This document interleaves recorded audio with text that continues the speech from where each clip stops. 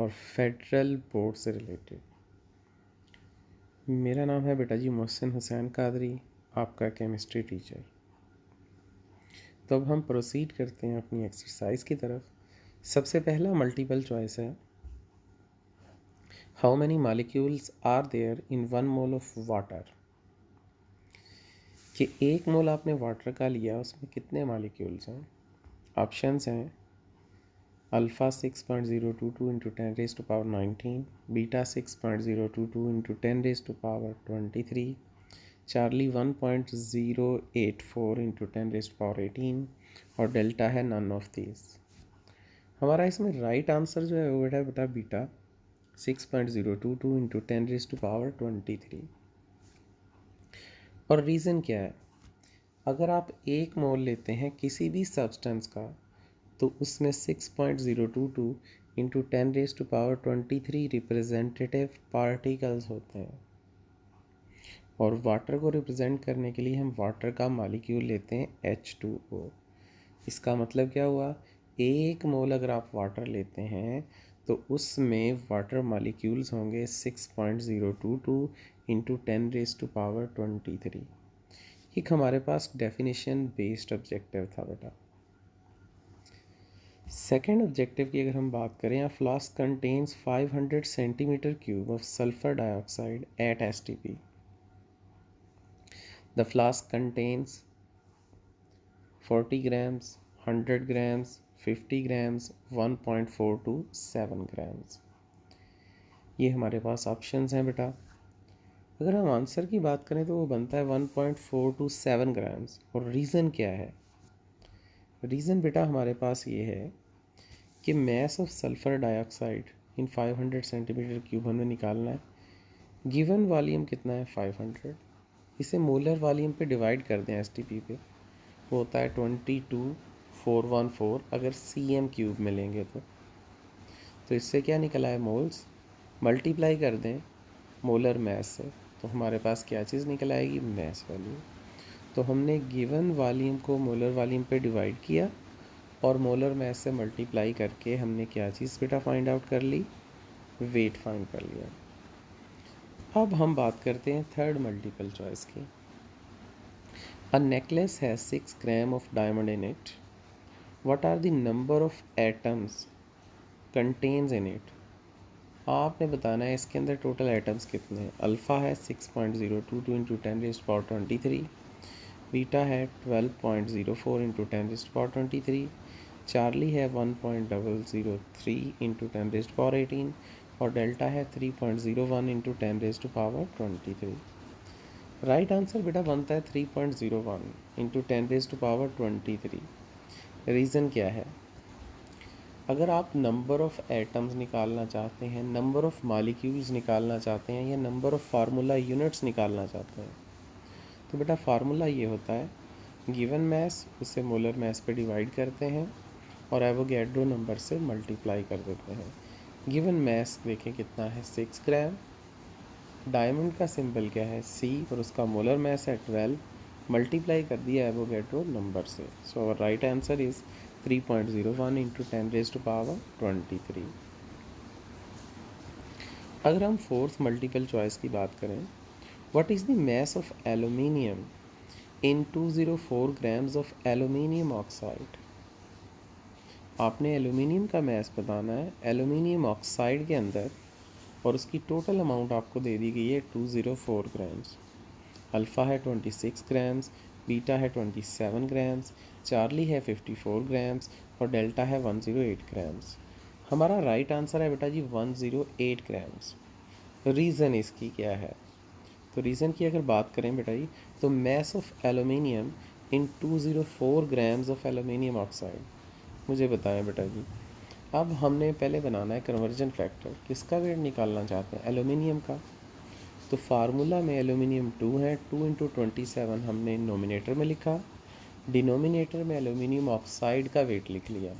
ये हमारे पास बन गया कन्वर्जन फैक्टर और इसे गिवन अमाउंट से जस्ट मल्टीप्लाई करना है तो आंसर कितना आ गया 108 ग्राम्स।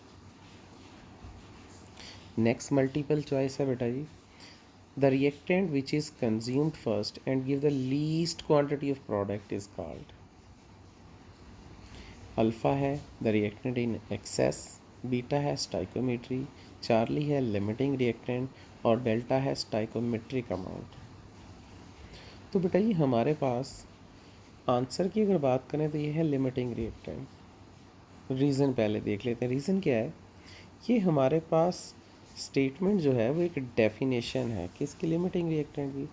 ऐसा रिएक्टेंट जो जल्दी कंज्यूम हो जाए, जो प्रोडक्ट की मिनिमम अमाउंट बनाए, उसे हम लिमिटिंग रिएक्टेंट कहते हैं।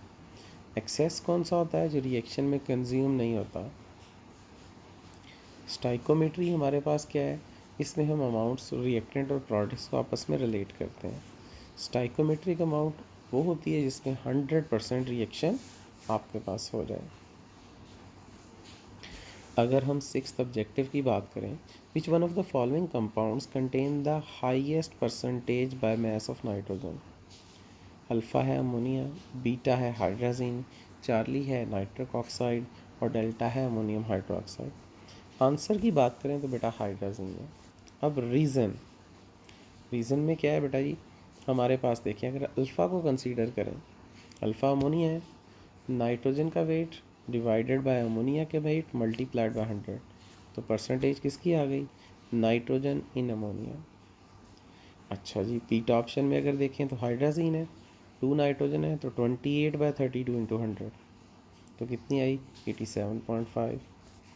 चार्ली में क्या है, NO में 14/30, 46.6 आ गई। अच्छा जी, इसी तरह अगर अमोनियम हाइड्रोक्साइड में बात करेंगे तो 14/33, 42.2, तो हाईएस्ट किस में बनी, हमारे पास हाइड्रोजन में। So beta is our right answer. Seventh multiple choice की अगर बात करें, the vitamin A has a formula C20H30O, the number of vitamin A molecules in 500 milligram capsule will be, ये हम बताना चाहते हैं। अल्फ़ा है 6.022 इंटू 10⁻23, बीटा है 1.05 इंटू 10⁻21, चार्ली है 3.01 इंटू 10⁻22, डेल्टा है हमारे पास नॉन ऑफ दीज। अगर बेटा आंसर की बात करें तो आंसर है 1.05 इंटू 10⁻21। अब हमने रीज़न बतानी है। अगर रीज़न में आए the number of molecules in 500 milligrams of vitamin A, तो बेटा मालिक्यूल्स निकालने का फार्मूला है mass upon molar mass into Avogadro's number. Mass था 500 मिलीग्राम्स, उसे ग्राम में कन्वर्ट किया तो कितना बना 0.5। मोलर मैस जब ने आपने फार्मूला से कैलकुलेट किया तो 286 आया, मल्टीप्लाई किया है एवोगैड्रो नंबर से, तो आंसर आया 1.05 into 10⁻21 molecules. Eighth multiple choice में आ जाते हैं। When 1 mole of each of the following is completely burnt with oxygen, which will give the largest mass of CO2? Option है carbon monoxide, diamond, ethane, methane. Right answer है बेटा हमारा Charlie, ethane. अब हमने reason बतानी है। Reason में देखें, कार्बन मोनोऑक्साइड का फार्मूला CO, डायमंड का C, इथेन का C2H6 और डेल्टा का है CH4। अब आप डायरेक्ट फार्मूला से पहचान सकते हैं। अगर आप चार्ली की बात करें तो C2H6 number of carbon double है, तो लाजमी बात है ऑन बर्निंग कार्बन का वेट भी ज़्यादा प्रोड्यूस होगा। So right answer is Charlie. Ninth multiple choice है। 1 mole of ethanol and 1 mole of ethane have an equal, alpha है मैस, बीटा है नंबर ऑफ एटम्स, चार्ली है नंबर ऑफ इलेक्ट्रॉन्स और delta है number of molecules. अब बेटा जी अगर हम डेल्टा की बात करें, आंसर है हमारे पास वो है molecules, number of molecules. Reason क्या है, अगर आप एक मोल किसी भी 2 सब्सटेंस का लें तो उनमें नंबर ऑफ मालिक्यूल सेम होंगे। एथेनॉल का रिप्रेजेंटेटिव पार्टिकल मालिक्यूल, इथेन का मालिक्यूल, तो एक मोल में नंबर ऑफ मालिक्यूल सेम होंगे। अच्छा जी, और 10th मल्टीपल चॉइस की बात करें, methane react with steam according to form H2 and COS shown below. तो बेटा जी CH4 और वाटर रिएक्ट करते हैं, CO बनता है और 3H2 बनता है। What volume of H2 can be obtained from 100 cm cube of methane at standard temperature and pressure?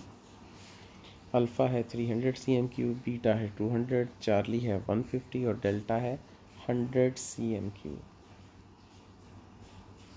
Answer हो गया बेटा ये 300 सेंटीमीटर क्यूब।